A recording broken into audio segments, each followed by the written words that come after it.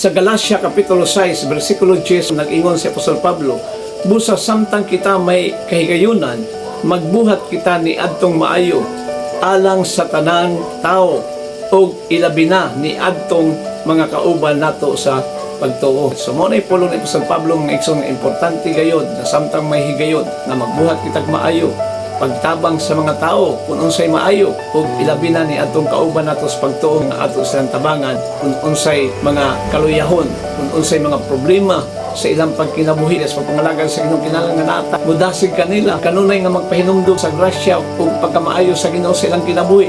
Ilabi na ni atong mga tao nga wala pa sa Ginoo nga ato po silang tabangan, nga ato silang sultihan sa pulong sa Ginoo sa kaluwasan nga ilang hinulsulan ang ilang mga sala ug dawaton nila ang atong Ginoong Jesucristo nga mahimong Ginoong maluluwa silang kinabuhi ug mahimo silang well prepared kunya sa pagbalik sa ato ang Ginoong Jesucristo. God bless. To God be all the glory.